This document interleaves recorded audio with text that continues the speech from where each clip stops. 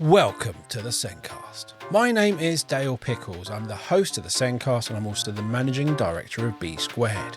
If you are a new listener, then welcome to the Sencast. The aim of this podcast is simple. We want to reach lots and lots of people to help everyone learn more about special educational needs and disability.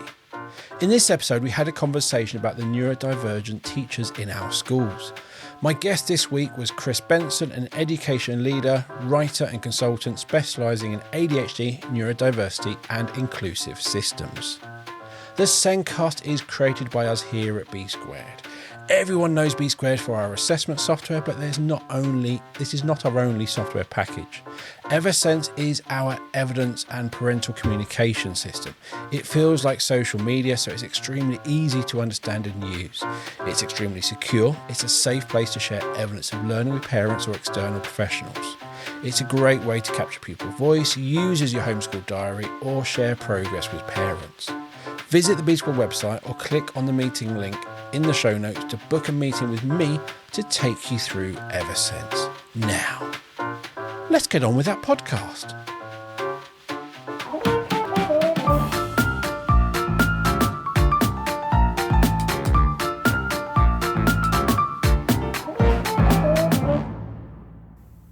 My guest this week is Chris Benson, an education leader, writer and consultant specialising in ADHD, neurodiversity and inclusive systems. Chris has over 25 years in education and more than 15 years in senior leadership, including headship. Chris is the founder of Headfirst Consulting and ND Chat. ND Chat is a social initiative focused on improving communication between families, educators and young people. Welcome to the show, Chris. Hi, Dale. Thank you. Pleasure to be here. You are very, very welcome. So you're specialising in ADHD. Why is that?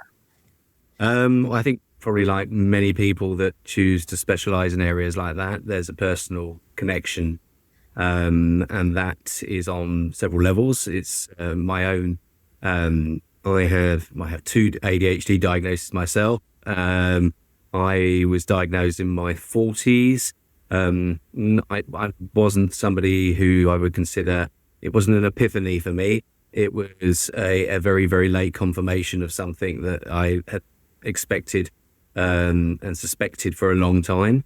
And I have a son who is autistic and I have a daughter who has ADHD as well. So I'm really someone who's sort of lived it I've sat in every single chair, if you like. I've been that child in school, undiagnosed. I've been the teacher. I've been the head teacher. I've been the parent, and so I feel that it gives me a quite unique insight, and it's something that I'm passionate about, and spreading that awareness and understanding. And it's interesting you said that I think it wasn't a revelation. And I think I had a similar experience. I got diagnosed 3 years ago, but because I've worked in education for so long, because I have lived and breathed information around autism and ADHD, that it wasn't a shock, because I had already knew. But I'd also was already using so many of the strategies I'd heard to use, sometimes subconsciously, not realizing. So for some people, when they get the diagnosis, it is like a bolt out of blue. It's like, oh my gosh. Whereas I think for you and me, it was like, yeah, I thought so. I think it was just a very late confirmation. But I mean, for me, in the very first school I ever worked in, I started teaching in the late 90s in North London, and we had a unit attached with the school, which was for children who are autistic, who would integrate into mainstream. So I was working with those children and with the team there from the beginning of my career, and also as a teacher, as a head. I worked a lot, obviously, with Senkos. I worked an awful lot with educational psychologists. I filled out more than my fair share of Connors forms, going through and giving my own teacher assessment for a ADHD assessment for a child, and I would sit there and go through the time with colleagues and just, this this is me as a child, this is me as a child, this is me. I think I lived in France for a long time, where there's a very, very medicalized model. And over 10 years before I got my diagnosis, I was bringing this up, and it got dismissed at the time. But then adult ADHD diagnosis was quite new at that point. So yeah, it certainly wasn't any sort of surprise. But I think it's important for me that it's not my identity either. And I think that's something that can be a real struggle, and one that I understand when people first get a diagnosis, is to suddenly see everything through that lens. And it can be a bit of a grieving process as well. People go back and look through their life. But I think with time, you can, there's a nuance there, and it's a bit like it might be your wiring, but there's a current that runs through, and there's a source that feeds that runs through you. And so it's part of who I am. It shaped a lot of my life, but it doesn't define me, and it doesn't set glass either. I don't want my own glass ceilings. Yeah, I get that. And that's the thing is, I got my diagnosis, and in reality, nothing changed. It wasn't, I'm now ADHD. I've always been ADHD, and I'm also autistic, so I'm all ADHD. Yeah. That hasn't changed at all. What I did get when I got my diagnosis, that reflection on, and it's going back to the school era, is that wasn't my fault. That was my over kind of arching feeling at that point. Yeah. So many things that happened in my youth. Yeah. Not my fault. It was, the cards were against me. Mm-hmm. Not much I could have done. If I'd known more, maybe. If someone else had known more, maybe. But I can't change that. And in reality, the people around me were doing the best with their knowledge at the time. Yeah. At the time we were in. And I think that's a really, really fair point, because I think it isn't a case that I don't look back and think. I agree with you entirely. It is that sort of okay, because there's a lot of shame that comes with it. And what you internalize, the self-perception is greatly impacted. But at the same time, the people, my teachers didn't have the awareness, the understanding. We're in times now where we have every opportunity to have that awareness and that understanding. And I think it's very important that we look beyond the labels, and we look, one of the most important things that I think has always been true in education is you need to be an expert. The most important thing to be an expert in is the children in front of you. And that goes beyond any evidence base, that goes beyond, diagnostic labels, etc. But it's a complex process to go through. And also there's everything that's out there on social media, and that needs taking with a very large pinch of salt a lot of the time. Yeah, because that's the thing. It is, I'm going to say, dramatized on social media. I'm not going to go into much of the social media world because there's lots I don't like. Yeah. But one of the things I think is right where we are now, we have a lot more awareness. Yeah. We have a lot more understanding. Mm-hmm. But I still think the bit we're struggling with is belief. Yeah. That actually this child in front of me is doing this not because they're choosing to. Yeah. Yeah. It's because they don't know different. They're not reading it the same way. They're not sure what the options are. Their executive function skills, they're impulsive, all those sorts of things. It's not a choice. Yeah. And there's knowing all the stuff around ADHD and then putting it into practice when maybe it's not a positive situation. Maybe that child has done something and you're kind of going, oh, teacher mode. I need to stop them. I need to tell them off. I need to do this. But actually it's ADHD. Well, I think teacher mode can be very much, and with good intentions a lot of the time, it is about fixing things. Okay. Yeah. We're problem fixers. And I also think it's about shared responsibility, which can sound easy, when I say it like that. But that shared ultimately, what that child needs is the adults in their life to help them understand their own condition, and then to be able to self-advocate, but also to be able to understand that it is not something where you can't do things. Because I would have parents come to me and say, my child can't do this, my child can't do that, they've got ADHD. And for me, who is going to do it for them? Because that is, ultimately is the question where, and you have to be very careful not to go down that road of learned helplessness. And one thing education has taught me is that what starts out as great ideas, very robust research can very, very quickly warp into something else. We talk a lot about regulation and dysregulated children nowadays. But the flip side of that, and there's a lot of positives with that, but if everything is seen as regulation, and a child, you can be perfectly regulated, or you can be perfectly regulated and angry. You can be perfectly regulated and sad. We mustn't, I think it's important that we don't confuse normal human behavior and justifiable responses and actions with something like dysregulation, where an element of control has been lost. That bit there where you said, my child can't. Yeah.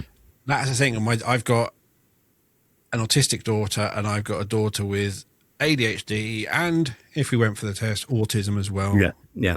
She's quite happy just having one label at the moment. Yeah. And what I've said to them, and it's the same for me, my diagnosis is my diagnosis. It's for me. Mm-hmm. The same way their diagnosis is for them. Yeah. I said, you do not have to share it with a single person, but what it's telling you is what you struggle with, and you have to survive in a neurotypical world. Yeah.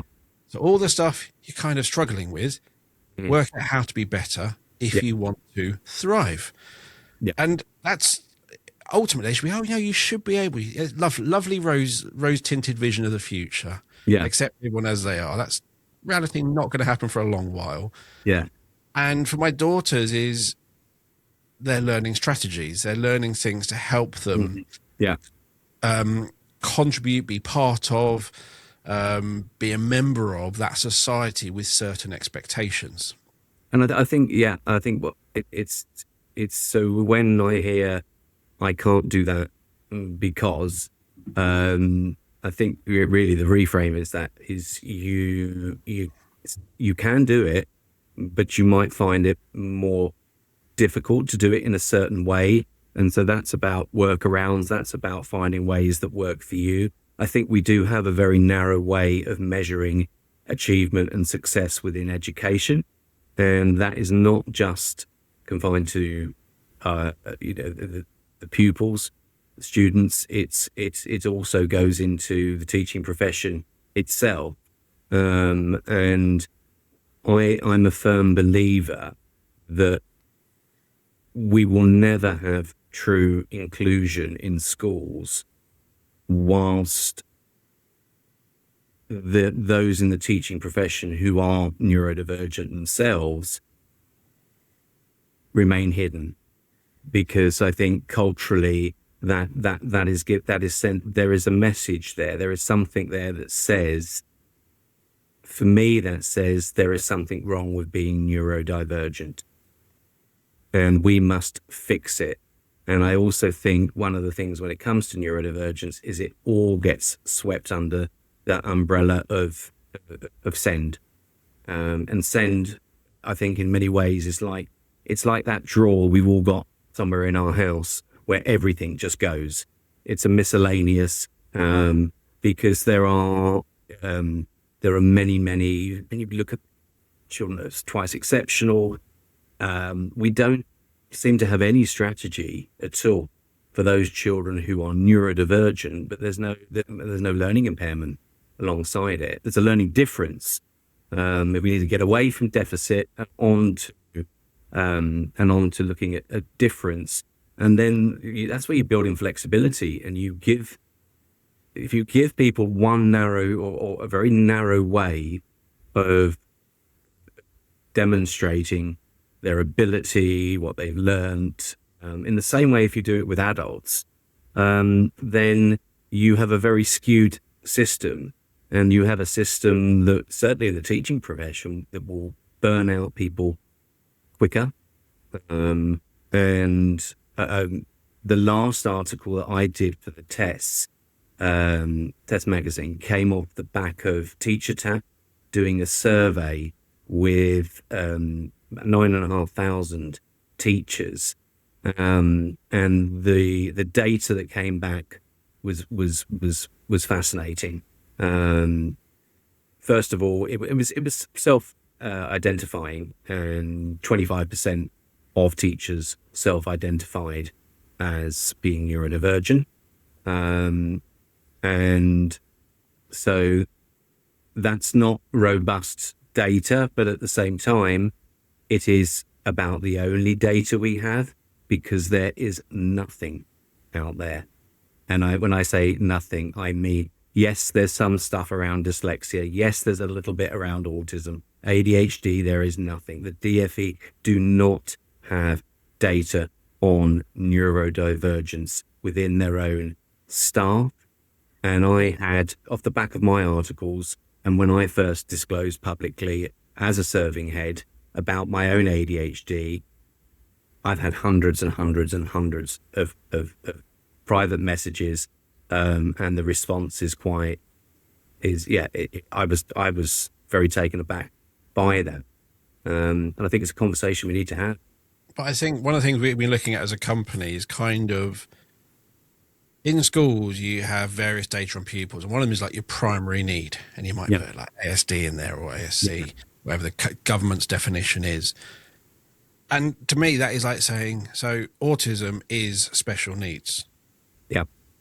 What about those with autism who are not on the SEND register? That information is never collected or stored. And I talk about people, schools, Senko's going, I've got a child with diagnosis, but they don't need anything. What do I do? And they're like, oh, write it down in a Word document. Understand them as best you can, and it's not something to be. It's not the responsibility of the Senko either. But there isn't a standard way, sole responsibility across schools for that to go. Actually, 25% of our children of mixed abilities are neurodivergent. Yeah, because they only get recorded as neurodivergent only in data if they're on the SEND register. Well, an ADHD is it's even worse actually with ADHD, because ADHD on the school management systems, it is not. Autism has its own separate checkbox, whereas ADHD comes under SEMH, and that means that you cannot do the sort of longitudinal studies that have been done in this country on autism. And it also means that if you look at Scandinavian countries are probably the very best with this. If you look at Sweden, I've written about what Sweden have done in terms of those longitudinal studies. Finland is another example as well. And we just do not have that data.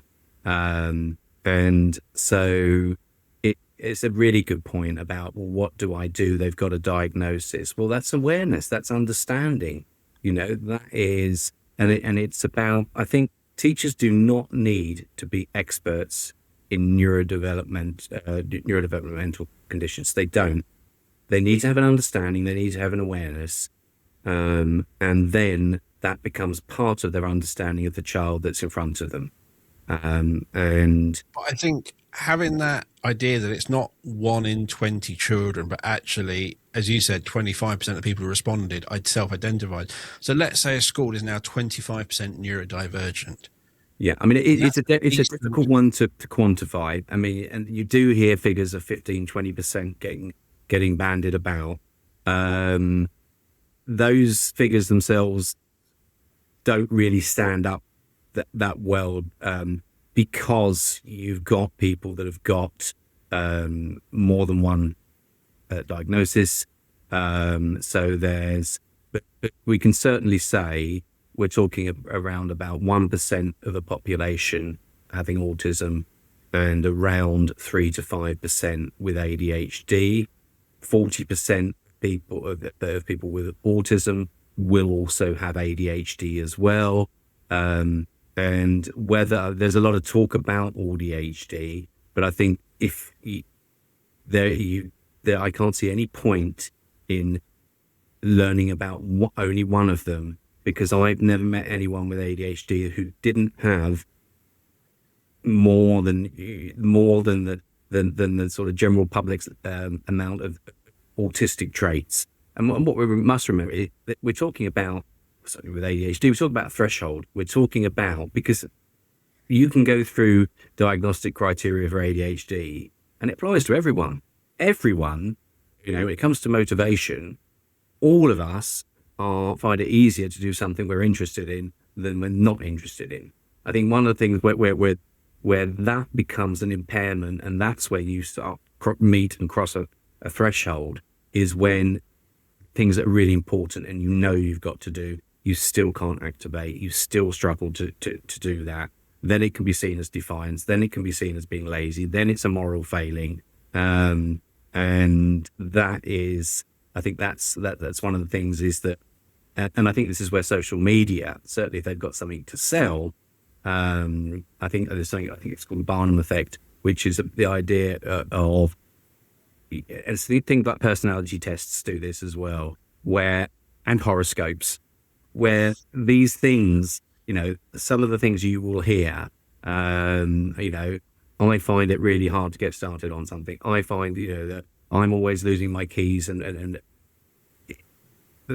that applies to 80-90% of the population. What it is about is what inside your head, and the impact is the impact that it has on somebody. And it's two people with ADHD can be impacted very differently, and it can present very differently. And we've got a better understanding now, I think, of how it presents differently in women, and girls and women. However, there are boys and there are men for whom their ADHD doesn't present in the classic naughty boy way either. So I think it's a difference. There are challenges that come with it, and I think that if you talk about reasonable adjustments, best reasonable adjustment is having somebody who's got an understanding and awareness, who's not going to place they're not going to put a glass ceiling there that says, well, okay, I'm going to lower my expectations. It's just, I'm going to understand, I've got a different lens now to understand this child through.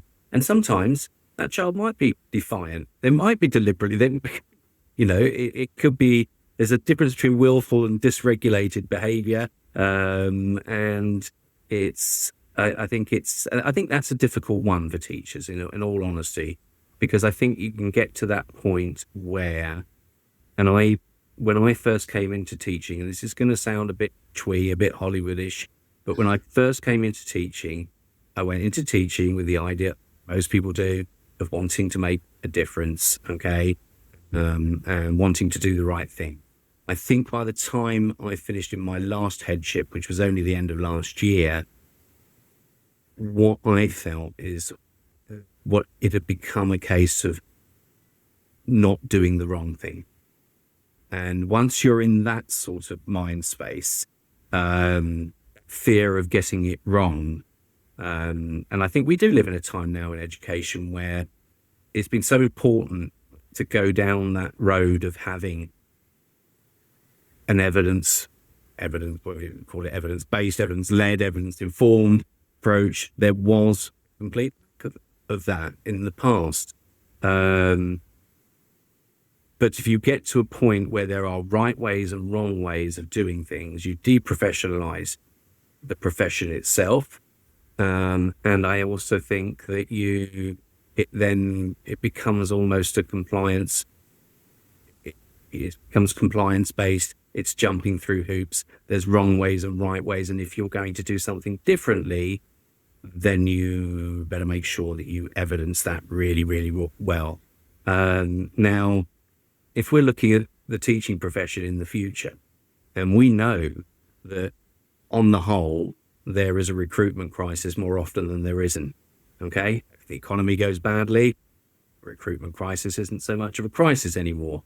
But on the whole, we know that there's a head teacher recruitment crisis. I contributed to an article in the Test very recently on this, and it is certainly it is a job, it is a position that A, it's very demanding. B, a lot is put on the shoulders of one person a lot of the time. The setup now is that head teachers are often the middlemen, middlewomen, in that they've got executive head teachers, they've got CEOs, then they've got those. So you're caught in the middle. You've got, and then you've got everything else that goes around that, around compliance, plus with all the Ofsted, and you've got safeguarding and all of that comes with it as well. So it isn't, the autonomy has been lost to a great extent. And I think in that area, I think a lot of it is changing, safeguarding's improving, and more paperwork and things like that, and all the right thing. But I think probably the biggest change for leaders is the court of social opinion. That's whatever you do as a head teacher, they don't see the executive head teacher, they don't see the trust above, they see the teacher, and it's their fault. And that's all on social media and newspapers. Love negativity. They will jump on a head teacher if a parent's complained to them, we've got a story on this school. That to me is the bit that is just, I think, draining for schools. The constantly defending yourselves. Earlier you talked about that kind of stepping out and doing the right thing. Actually, it's actually more about not doing the wrong thing. Don't put your head up too far. And Which really means you're going to literally start just following policies. Just because if you followed the policy, it's not your fault. I mean, and what you need is a balance. You don't spiral of going down. And I wouldn't advocate for a complete system that was completely the opposite. I think it's trying to find that balance. I mean, in the one of the things that came out of the Teacher Tap survey was that there is, even when you account for age, etc., the number, there is almost a glass ceiling for those teachers in terms of where they, the level that they go up to, the seniority within the teaching profession for those who disclosed as being neurodivergent, because I think that certainly it becomes very unattractive in that. I think if you are visionary, I think if you look at it, if you like to come at things from a different angle, in perhaps a different way, a bit of thinking outside the box, I think that is becoming, I think the teaching, certain leadership roles are becoming, there are people that do it, okay, but you need to have a very strong reputation. And you need to be backed by those people above you in order to do that. I think look, there's been a lot of progress in some areas, and in other areas there hasn't. And when I worked in international schools, what was fascinating was just different parents in different countries, cultures, their attitude and approach. I think that maybe parents have become consumers of education as they've become consumers of healthcare. And when you become a consumer of something, you're no longer in a partnership. This is entitlement and this is a right. And I think that can become very problematic, because we know that for a child to really fulfill their potential and succeed in school, that partnership between the parents and the school and the child themselves taking on that responsibility is absolutely fundamental. And I'm sure many people listening to this will know that those children who succeed the best, that is where that's happening. Now, often no fault of the child themselves. And schools have to go, have to work really, really hard to engage some parents and to get them involved. But I think there has been quite a major social shift, and that's cultural, that does make the job challenging. But if we just go back to that teacher tap survey, because it's one of the things that is quite, again, loads of stuff goes off in my head when I hear these numbers and things like that. But let's say that a quarter of all staff across the school are neurodivergent. Yeah. Let's just use that number, whether it's correct or not. I'm still Yeah. So I'm not saying it is, just to be anyone clear who's listening. I'm not saying it isn't either, so I don't think we know either way.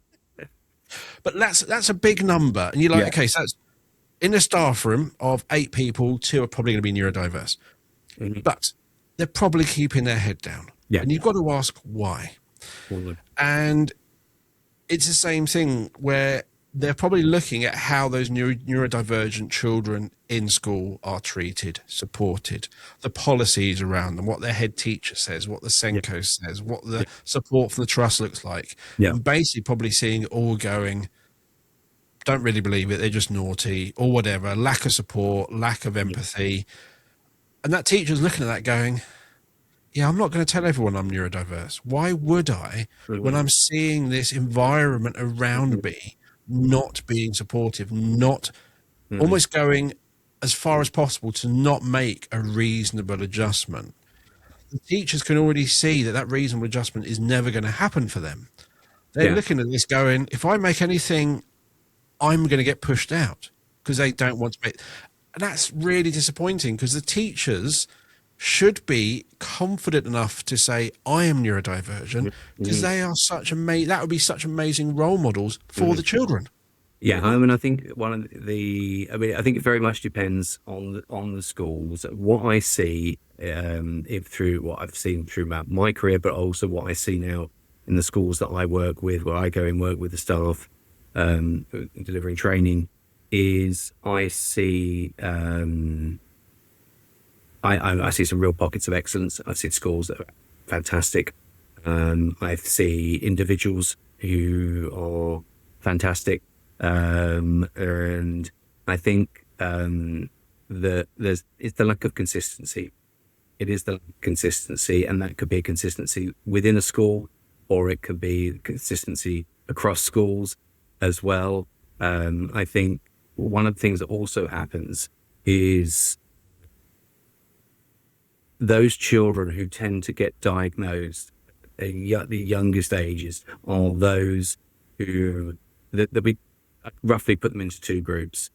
Behavioural problems, there's a problem here, this is having an impact, it's impacting others, we need to get something sorted here. So that's either those children with the most blatant behavioural issues, and then it's those children whose parents are able to navigate the system. And then it's a very complex system, and who all have the resources to go privately or whatever else, so that they can, as this can often be that child where, there's an anomaly between, we'd expect this child to be doing better than they are, they've got potential, something's missing here. So you tend to get those two groups are the first ones to be identified. And I think so. What can be problematic? I've had parents coming in to me and say, it's not his fault, it's got ADHD. Well, wait a minute, that's not a blanket response to anything. And I think it's actually very unhelpful for other people who have got ADHD. And so it becomes an association that, if it depends how people talk about it. And I think, when I did disclose, and I certainly didn't go in and say, I've got ADHD, this is your problem now, deal with it. That is not, and that type of approach is going to be, is always, it's going to be problematic. It's not helpful, and it's certainly not helpful to the individual either. I think what happens, and I think for many reasons, when you get things ending up in tribunals, etc., or whether that's tribunals involving, with pupils, or it's tribunals with staff, or adults in, any sort of form of employment. You see these employment tribunals that come up often. And then we read about them in the news. But I think the thing is it becomes risk managed, and when you start to risk manage things, you stop seeing the person, and that is the crux of it. Is trying to get through that message that this is going to explain a little bit about this person's wiring. Okay, it is not going to explain the individual. Okay, and so having that understanding is just part of that jigsaw of understanding the individual. And I think essentially we can have as many neurodiversity celebration weeks as we want, but if we are having neurodiversity celebration weeks where we have displays and slideshows of celebrities who have spoken up about their own ADHD, autism, dyslexia, what have you, but at the same time, those children are not seeing that represented in the adults that they see day to day, then I think we have to ask ourselves why. And I think there is a serious question we need to, and it's not about attributing blame, pointing fingers. It's about saying, until we are comfortable with this within the teaching profession, we will never be truly comfortable or make those children who are neurodivergent or their families feel comfortable. So it's got to be seen as a difference, not an excuse. It's a difference. It's not a deficit. It doesn't need to be risk managed. It needs to be understood. And if you look at the teacher training standards, okay, I'm not asking for those standards to be changed. I'm asking that, do we need to measure it the way that we measure it? What do we want in the teaching profession? Do we want people who tick all the boxes? Because I know throughout my teaching career, I was an excellent classroom practitioner. My planning was, it had been based on that. I mean, planning, the other elements, some of the record keeping, really, really, really hard work for me. Really, really hard work. And do we want I suppose a football analogy would be, do you want someone that can play every position on the pitch? Is that what you want? Is that what we need in our teams? We've got 11 players that can play in every single position, because it doesn't happen. Take neurodivergence out of the equation. It doesn't happen. The best teams are those that are made up of all different types of talents, where people can be open and honest about their strengths and their weaknesses, those areas that they're in need of development. And I think if we can't do that in the profession, I don't see how we can possibly think we can really do it, rather than trying to fix things and perform inclusion.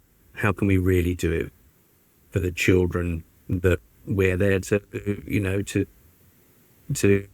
educate and to give them the best chance in life?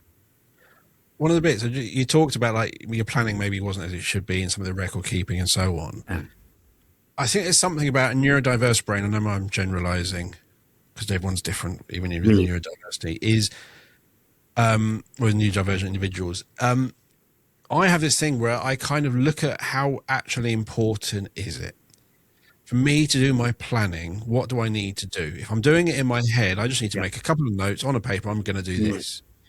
What I'm actually going to do, as you said in the lesson, is probably completely different. It's going to be great. It's going to hit everything I need. Why do I need to spend more time on planning on a paper document if it's all going to be great? same with other stuff. Is what you're not doing is you're not doing the stuff. Wait. You're doing the stuff which have an impact on the children, and the impact on how you deliver, impact on results. What you're not doing is the paper tick box exercises that someone's asked you to do because that's how they want it done, because it means they can check on you. Yeah. That's the sort of bit I just start dismissing really quite quick.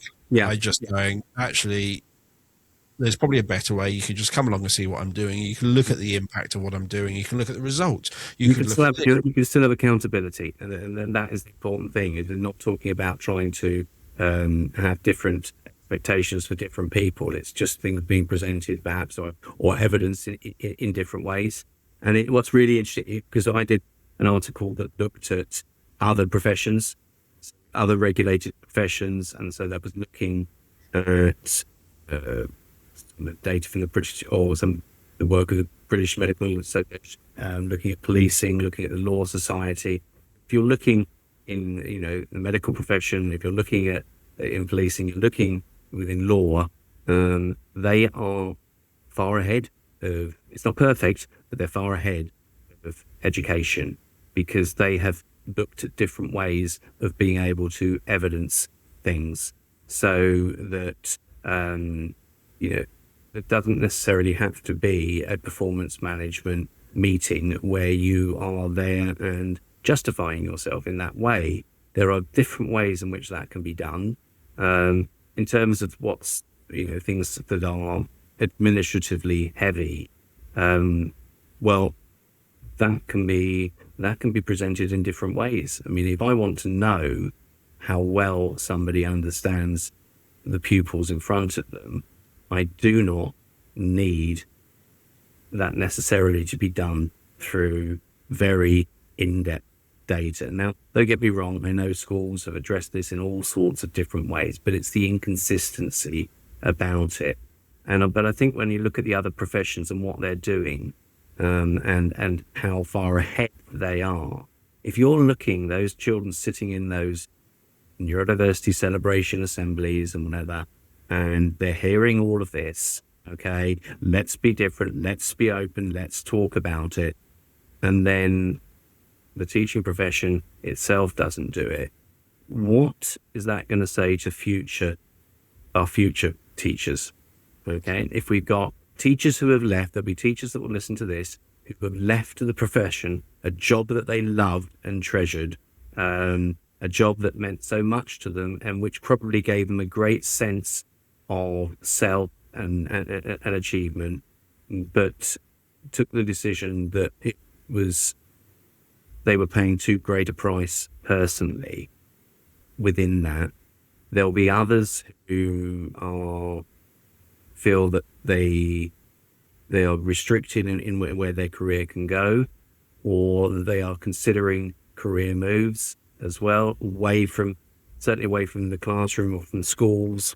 And there will be those that will think, well, actually, my experience of school tells me that this is not a welcoming place for people like me. And the amount of talent that will be lost through that I think is frightening. It's not just about, saying, okay, I've got ADHD, I understand every child with ADHD. That is a dangerous way to go as well, okay? Because one of the things that will happen, it's called the frequency illusion, is that people will get a diagnosis and then they'll be diagnosing everyone else. They'll be seeing it everywhere, like somebody who, somebody quit smoking, everyone's suddenly a smoker. If you buy a red car, everyone's got a red car. And so, I think what's really important is that we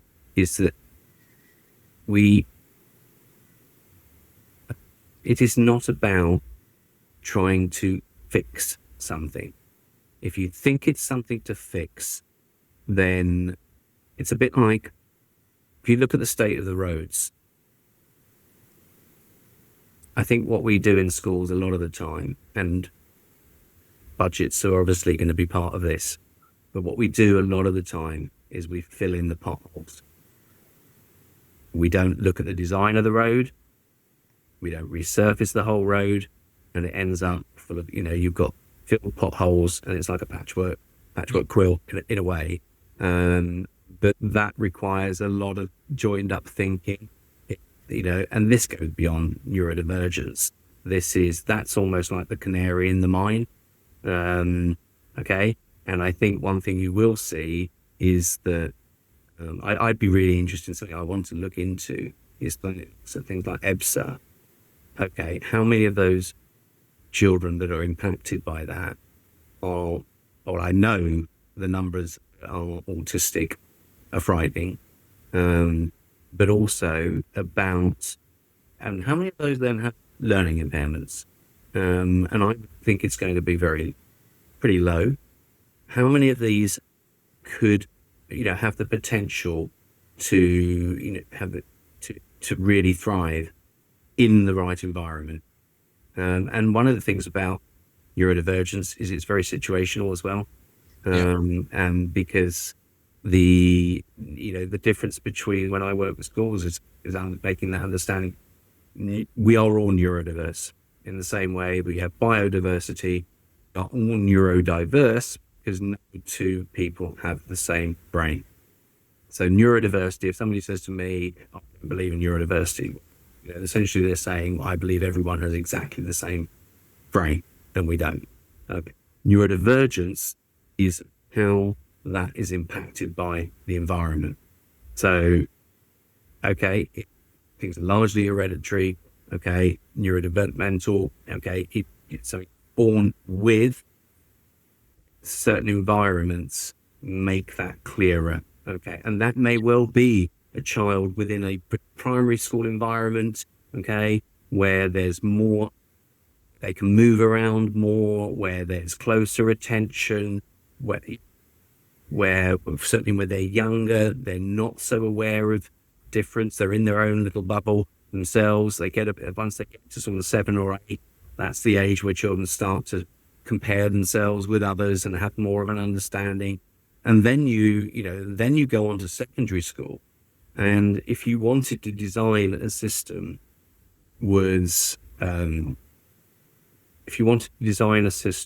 that would be as challenging as possible for somebody with ADHD or autism, you'd be hard pressed to find a better design than the secondary school.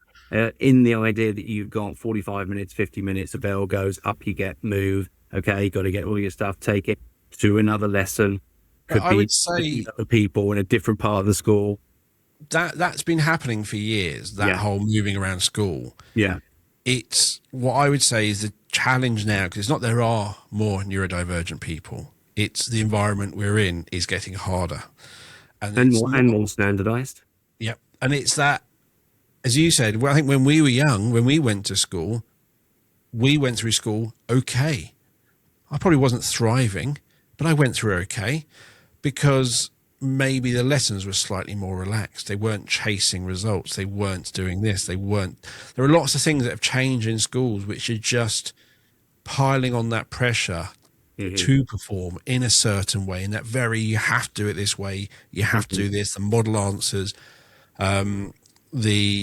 just all the behaviors, all the rules, and then when you're at home, just no time to decompress because the social media's everywhere. So to me, secondary school, when we were young, there are certain things you had to do, noisy cafeteria, but it was almost like you'd get to the lesson and you'd have a couple of minutes just to go, and then a slow start. Yeah. Whereas now I just feel it's my children were just running all the way through secondary school. And I think, there's the environment has certainly changed. I mean, the environment has changed for the better in some ways as well. I think I wouldn't want to be too nostalgic about some of the teachers that I recall and what they were like. I mean, we do have teachers who I think that the genuine care that they have, there are not people out there waking up in the morning thinking, right, how can I make this day as difficult as I can for the child X with ADHD or child Y with autism? But I do think there is a change from I'm here to support children. I'm here to engage. I'm here to enjoy watching them learn. Yeah. I think there's now a shift through. I've got to get through these topics this half term. And I almost like the children are, I'm not saying every school, but my daughter's experience is the kind of, the children is an afterthought, the curriculum is the first thought. And also that is from an outstanding school. Looking over their shoulders as well. People looking over their shoulders who are, you need accountability, but high levels of accountability need high levels of psychological safety and security. Yes. Okay. Any research on systems and leadership and whatever will prove that again and again and again. And I think that's something that we are lacking. And one thing I want to touch on, you talked about the Neurodiversity Week and the assemblies and the celebration of those actors or Mr. Tyson or someone else and all the stuff. You've got to ask, what is the message your school is giving out? Is it these people have succeeded and they've overcome so much? Yeah. Now, all they've overcome is other people. Yeah. Or are you really trying to highlight how different an autistic person is? You're showing pictures of those with having a sensory meltdown. You're putting pictures of children with ear defenders on. You're talking about, hey, you might see them. I knew it was all those that don't make it to adulthood. Yeah. Or those that don't make because of it. But my daughter was at secondary school, and I always knew, even though it was always on my calendar and on my social media, but I knew when it was Autism or Neurodivergent Awareness Week, because she would come home ranting. Mm-hmm. Because her friends would be looking at this presentation being delivered by the school, then look at her going, when are you going to turn into that? Mm-hmm. And it was just, they look at me, you're autistic. And it's just that complete disconnect on autism can look absolutely normal. The person who served you at McDonald's could have been autistic. Do you need to know that? No. Does it matter? Not really. There's so many people you could work with and interact with could be neurodivergent, and it's invisible. So trying to make it visible to show what autism looks like is against the point. And it's not celebrating, it's shaming. It's not. And so when you're having those neurodiversity awareness weeks, what is the message you are giving out to the school? What happens the following week and the week after that and the week after that? Because your children should feel accepted. And that's not for that week, and as you're about to say. About belonging, What are you changing throughout the school to support all those children? If you're literally doing a week a year to celebrate those children, and as you're about to say 38 weeks a year they're struggling, you're not really doing anything. If the message you're giving out, how do your neurodiverse students or neurodivergent students feel about those weeks? If they hate them, you're doing it wrong. And you know when you've succeeded because you don't need those weeks anymore.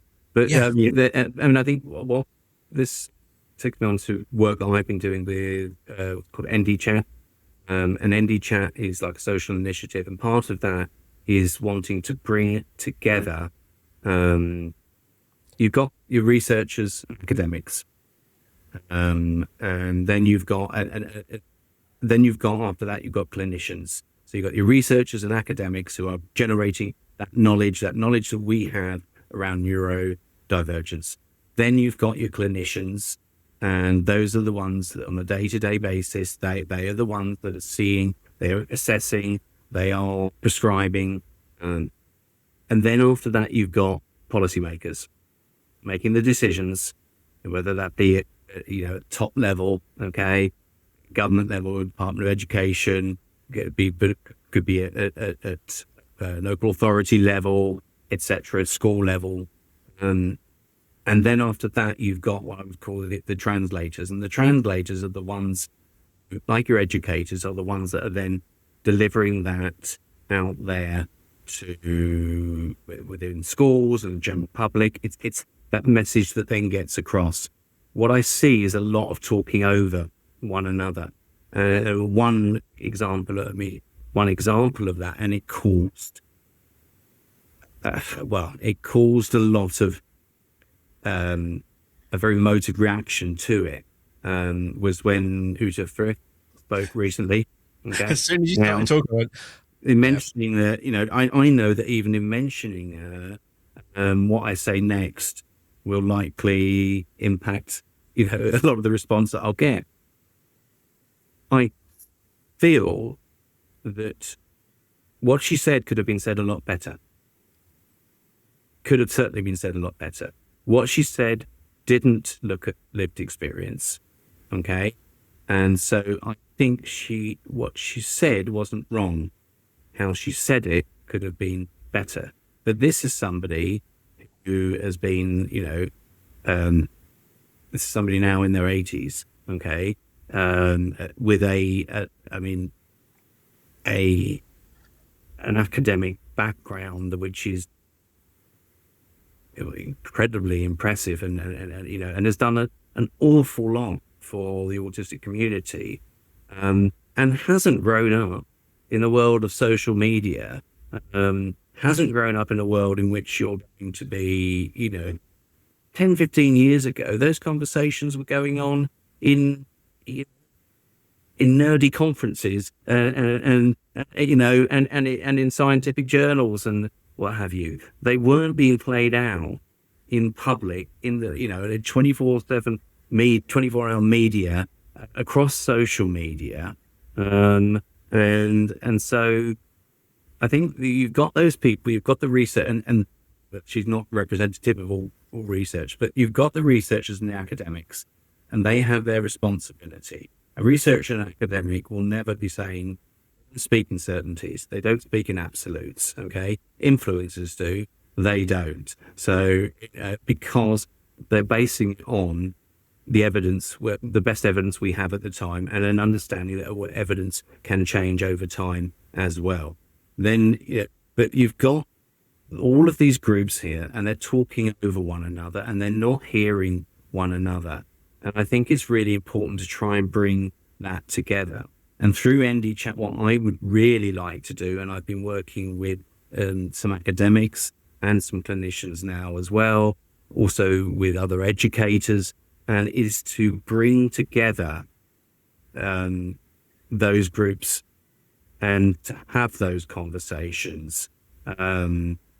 Because there is the academic side, there is the research. Now, how does that translate into the school environment? How does that translate into the home? How does that translate into the day-to-day, and those are discussions to be had, because it's not that people are in silos.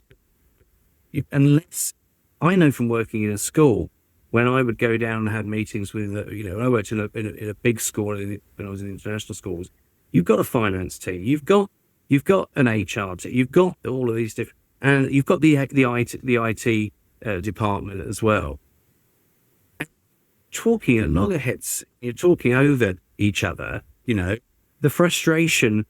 Somebody who's in accounts, to have to sit and listen to this teacher talking about, yes, but it's what the pupils need. It's the right, and sort of some impassioned plea. But then you've got the accountant sitting there thinking, well, yes, okay, I hear what you're saying, but we want the school to still be, running. We don't want to be, and I think that's what happens in around this space as well, is that we talk over each other. I don't think parents get heard. I don't think feel heard. I don't think teachers. I think teachers feel that too much is being put on them, and who's caught in the middle of all of that? The children. And that's the thing. I think that very much. I'm from the world of IT. I do IT, been there for 20 odd years, and it is always, you have these IT people in schools going, "We're not doing that." You're like, "Cool, but this is for education of the children. This is a system for the special needs, but you're not going to do it because it's only for 10 children." It's like, sorry, are you here just to make IT absolutely secure, in which case the only way to do it is have everything turned off? Or is the IT here to serve the education of the children? And I think that kind of what's the overall purpose of the IT system in schools sometimes gets forgotten. But going back to it's Urta, isn't it? Urta Frith. Uta. One of the things that I see it on social media a lot is social media is more or less just virtue signaling. But the biggest way anyone does that is to criticize someone else and say, because I value this. And I've read some of the statements in black and white out of context Mm-hmm. and gone, Mm-hmm. but I kind of think we need to move past. Personally, I think we need the label autistic, the label ADHD, the label dyslexia, dyspraxia, because in reality, there are very few pure autistics or pure ADHDers. Mm-hmm. To me, they're useless terms. Knowing you're ADHD and I'm ADHD Mm-hmm. doesn't tell me a single thing about you or me. It tells Yeah. me we might even go to the same conference, Mm-hmm. Yeah. but after that, it's kind of a useless term, and I would prefer better terms. I would just rather say neurodivergent, I Mm-hmm. struggle with X, Y, Z, or some sort of collective term for the things I struggle with, because that now becomes useful. Yeah. And again, so I looked, and again, if you squint over what she said, there is some truth to it. I'm literally going, I get what you mean. But again, I would have to listen to the whole thing unedited Mm-hmm. to get Yeah. the proper context and how that was said. Yeah. And there is, I'm, I wouldn't equate myself in any way, and I thought you wouldn't, with, if I'm thinking of a parent who has a young child who is autistic, who is non-verbal, who is likely going to need 24/7 care throughout their life, okay, and they're talking maybe 25% of those with a diagnosis of autism, but that doesn't mean that I am not being mindful of others who don't have that same degree of impairment. But I think it's, we need to be, I think if you really want the general public to, I'm not an activist. I'm not there to shout from I'm not a victim. I'm not an activist. I can advocate. I can speak for myself. My interest is in bringing people together. It is not about being right. And I think there are some clear things. I think, and actually, everything getting brushed into, put into the send category, it can be harmful as well. And so I think it is all about need, isn't it? It's all about need. I do work with ADHD UK. I'm their education lead, and part of that is I have parents saying, "Well, my child's got a diagnosis. That they, why can't they get extra time in the exam? Why can't they have a separate room?" Well, they can, but a diagnosis does not qualify you for that. It is about need, okay, and it's about what's normal practice and what's done, and evidencing and showing that that's helpful. It is not always helpful. Not everyone needs, things like fidget spinners, I don't even want to get started on. I've got certain opinions on those. And I'm not saying I'm entirely against it. But the fidget spinner is causing more distraction. If a fidget spinner regulates, okay, that's what it's for. It's there to regulate.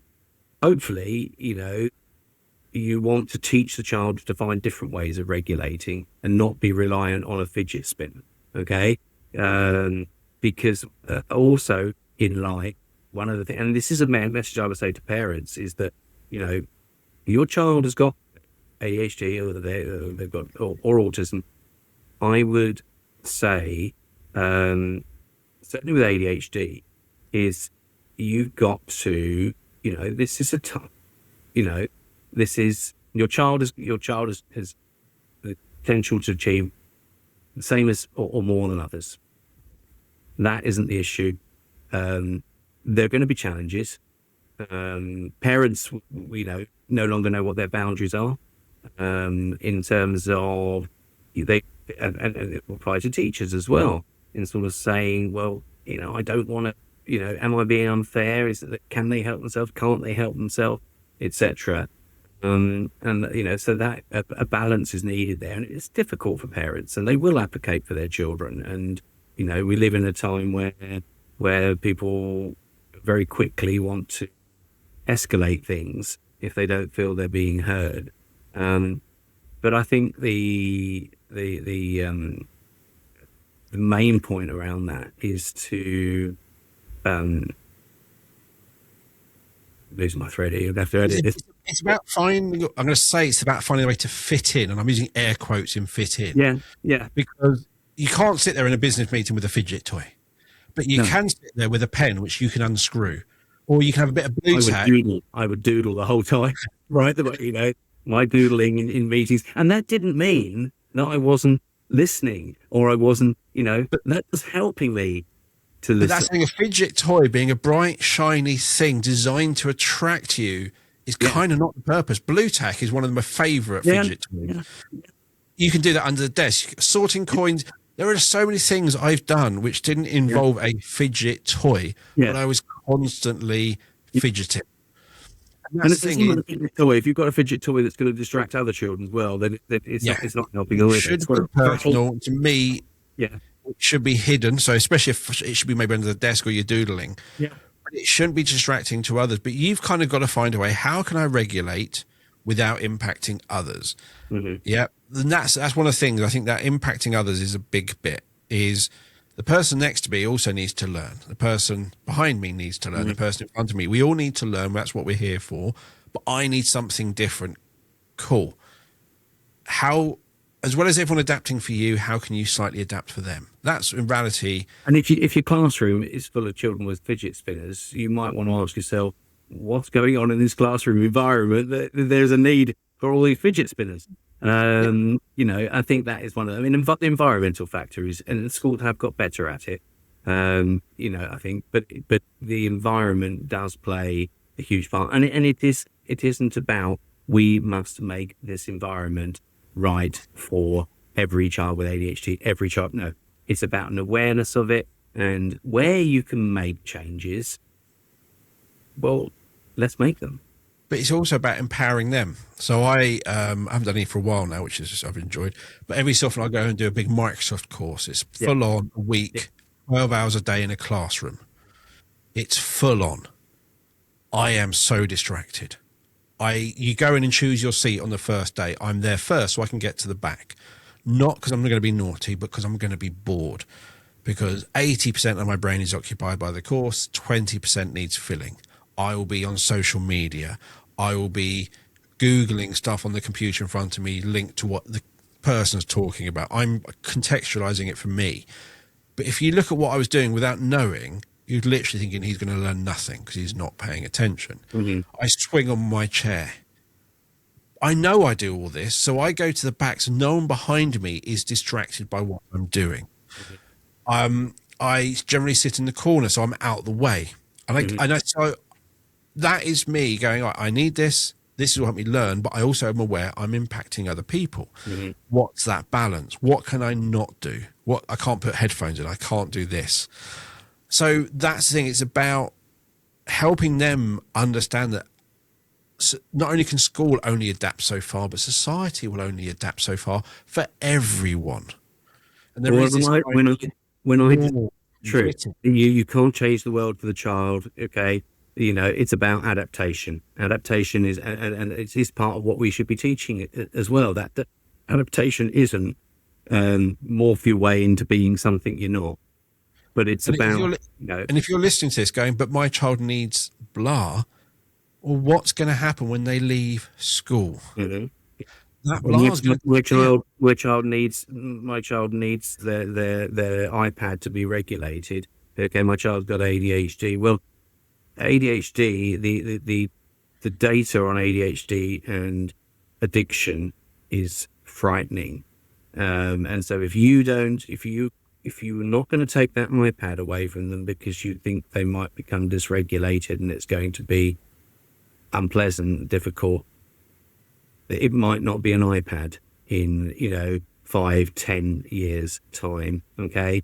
And I think that is a really serious message. I think that parents do need to understand, all right, is that because I do believe, so if I talk about ADHD, it is, people think of it as being up here. Okay. I think of it as being more of the sort of whole body and the nervous system, and having a nervous system that is, let's just say the thermostat is stuck on high. Okay. So, and I think that an awareness and an understanding of that, and then is certainly the first thing, and finding healthy ways to work with that, understand, manage it. Okay, kind to yourself, be helpful to all of that. When I was I just want to clarify on that bit. We're not saying iPads are bad, but it's a case of if your child home from school, not at all, spends 20 minutes on an iPad, it's helped them regulate and they can walk away. That's great. Yeah. If they can't put the iPad down, that's what you're kind of saying, is that child who can't let go of the iPad. We all know iPads can regulate, yeah? We all know that for adults, you get your phone out to doom scroll to kind of regulate. Yeah. So that's not that. It's when they can't walk away, when they can't live without it. Becomes not when they've been dysregulated, but just it dysregulates them not having it. That's the issue. There is no evidence at all that smartphones, for example, cause ADHD. Zero. However, they are designed in a way that are like kryptonite for people with ADHD and who are very prone to addiction. And therefore, I think that what you'll see is it will worsen their ADHD. Definitely, it will worsen it. Those symptoms will become more prevalent. So it isn't the cause, but it is something you have to be very aware of. Just going on to when I actually disclosed my ADHD to an employer, one thing that came up in a conversation was your team don't think you listen to them, and they think you just going to go ahead and do your own thing anyway. I think it was perhaps the most appropriate comment at the time, given the context. But I mean, and my response to that was, I fully understand why they say that and why they feel that.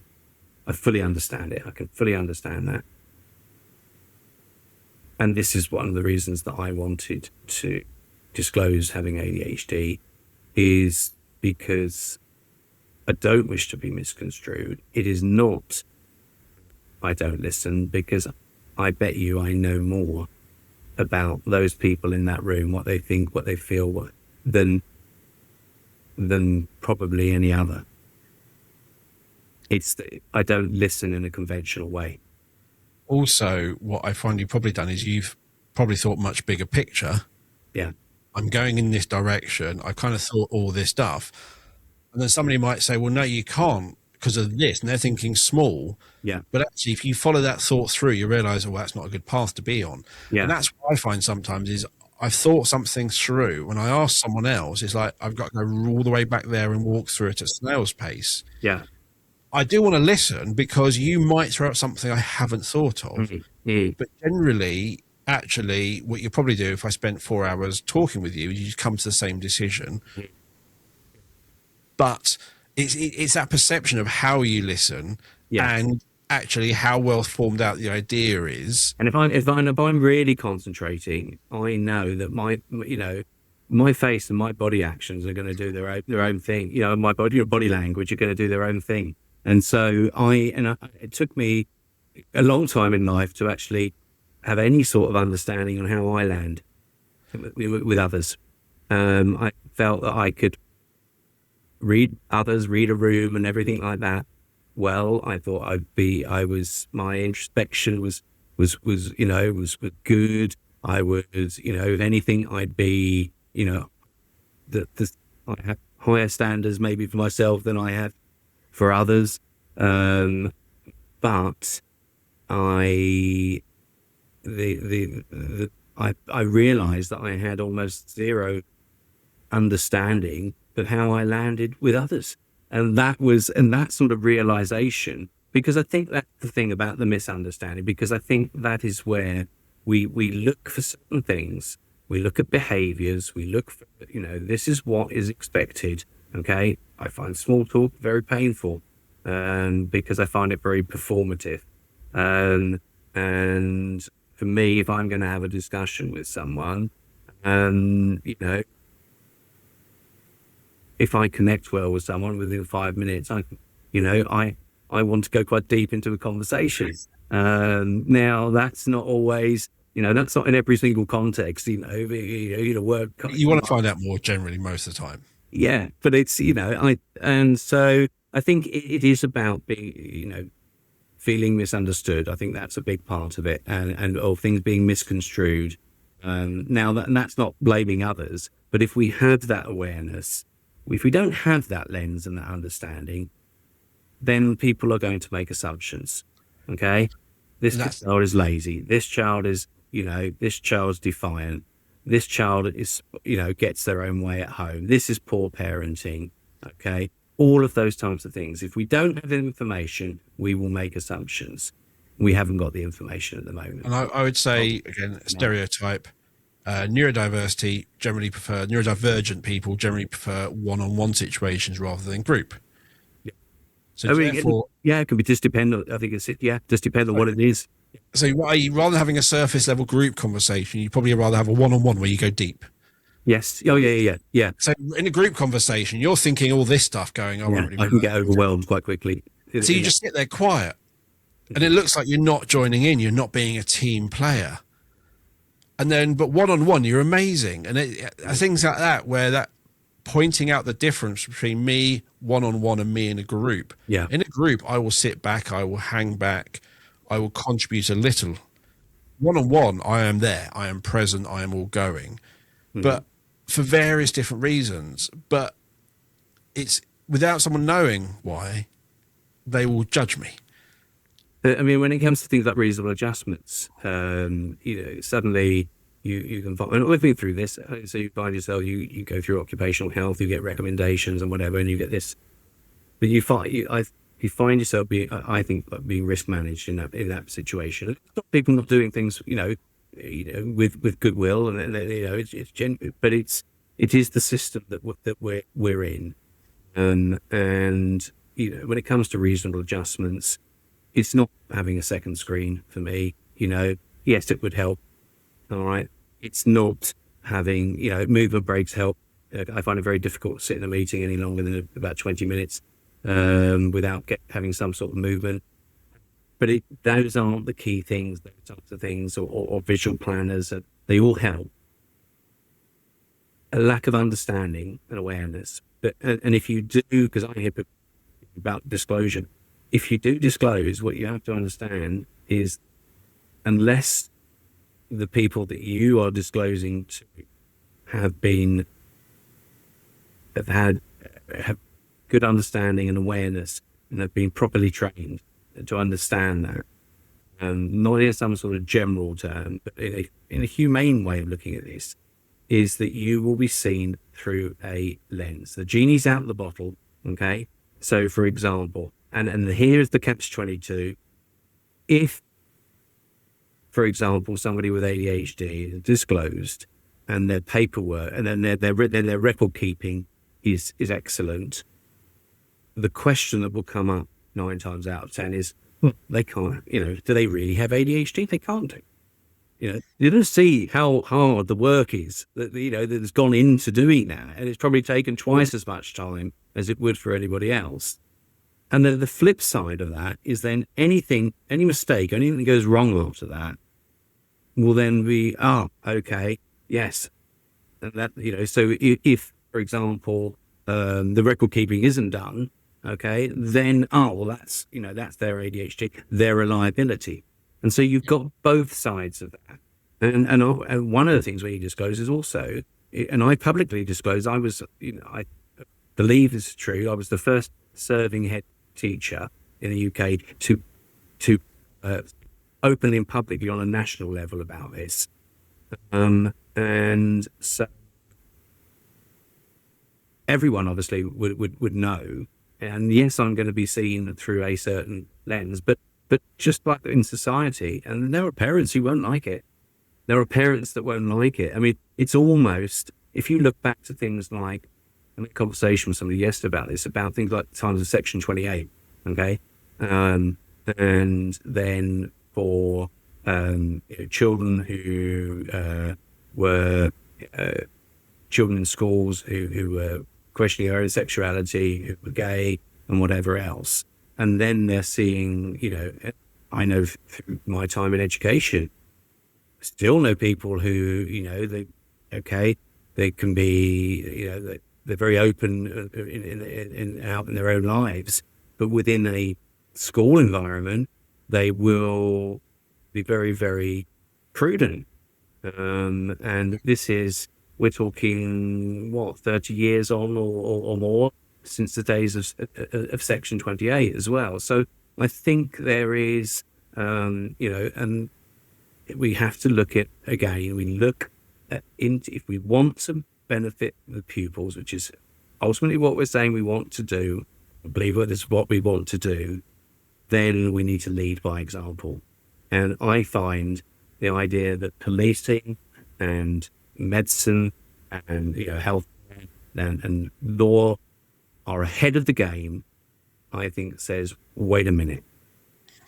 We are in education. We should be leading on this. Yes. We really should be leading on this. And if we're not leading on it, okay, we need to ask some serious questions about how realistic it is, because you can have any number of SEND reforms, initiatives, schemes, 200 million here for training across the, all you'll do is what will you do? Raise the floor of it. You will not make significant difference until I think you address that. And that's something I really push with my work. And it's something that I'm doing keynotes and talks around this, and it's a message that I want those leaders in education to hear, and those policymakers, because I think that's where the real change and real progress starts. Definitely. And I'm going to wrap it up there. We were going to aim for 45 minutes. We're 1 hour 20 in. The thing is that, okay, I'll find a point to wrap it up, but then I'm really interested in what you're saying. I thought that was the intro. Sorry. I was just getting warmed up now. It's really hard sometimes to wrap an episode up, and you're going, then you want to put a comment in. I'm literally, even then I was going, I want to say something. No, we really have to wrap it up there. Okay. Absolutely loved today. Really, really enjoyed it. Likewise. Yeah. Chris has shared, as they always do, his contact details. So you can find out about Headfirst Consulting and ND Chat. And ND Chat, around the time this is going out, there should be a podcast out for that as well, shouldn't there? It should be coming out, hopefully, certainly for the start of the new school year, so from September. And I'm also now I'm working in schools, delivering training, doing consultancy with schools as well. So that's, and it's great to get in. And I've seen some fantastic schools. I've seen across, from senior leadership to teachers to teaching assistants, a lot of people out there. They really do care. They really do want to make a difference. It's a shared responsibility. It doesn't all fall on their shoulders. I do parent talks as well, and I will say that to parents as well. So you'll find out Chris's LinkedIn. Also, he's shared some links to articles he's written for TES.